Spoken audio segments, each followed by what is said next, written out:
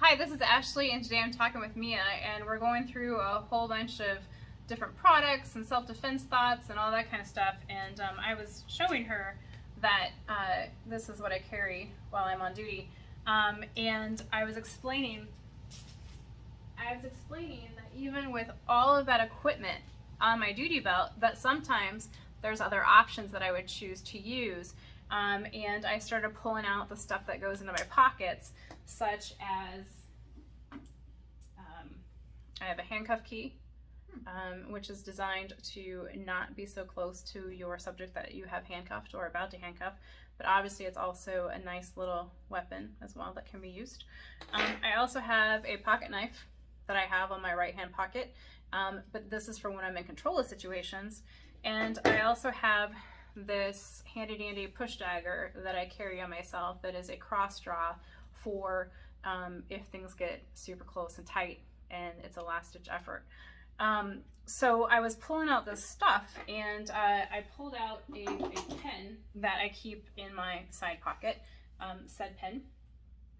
And Mia started asking me questions, and so I was like, hey, wait, let me record this. So tell me about what you're telling me about pepper spray and pen combo. This reminded me of the dagger that they sell. That's just, I mean, it's soft. It's not sharp, but like the whole intent is, I think, getting somebody in the eye. Okay. Is the theory behind? I'm not quite sure because where are these on sale for? So it's really trendy right now. They're cool. It's cool. So they're pink and they're purple, and usually they've got like a fuzzy charm on them. Oh. So they're advertised to young women. So it's one of these, usually like a cute little charm, and then a pepper spray. Okay. But after talking about the stun gun, I'm realizing that neither of those options are a good choice as far as proximity goes. Right. And so so this really is just a pen, but it does have a little bit of a point on it. Yeah. But the point of this is if I need to do you know what a coup baton is? Like a baton? But it's kind of. Okay. So a baton, like this, right? So this is a baton. A coup baton is going to be a cylinder, right? So a cylinder.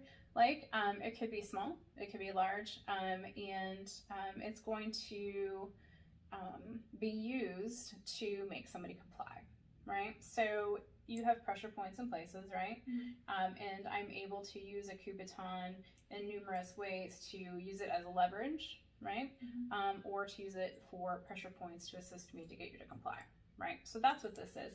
Her question is if it was a dagger like she had been talking about, and no, this honestly is just a pen, but it's a very, very strong pen. It's Smith & Wesson, and it is made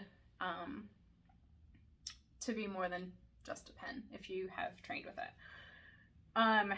So I'm concerned about that pen, and this goes to the point of if there's hundreds and hundreds and hundreds of products to surf through on the internet, right? And how do you know which ones are right? So the ones that I have and continue to post on my website are ones that I would personally trust myself with. They aren't the cutesy things, right? Like pepper spray, colors, right? Yeah. So hot pink, that kind of thing. The best way to have an advantage of an attacker, obviously, is to avoid the situation altogether. But if you're out for a run, and you're just kind of minding your own business and doing your own thing, then something like this, right? So this mace, you can see on this back side that it has a push thumb right here where you can get your thumb up and underneath of it. So you don't have to have that fine dexterity skills, right? But it's also very small, right? It's very concealable. So I want to be armed with things, unless I'm in uniform, with things that you don't know I have on me, because I don't want to escalate it, right? So here's the other thing about pepper spray that a lot of people don't know. There is a percentage of population that is immune to it. Again, that's why I preach layers of defense, right?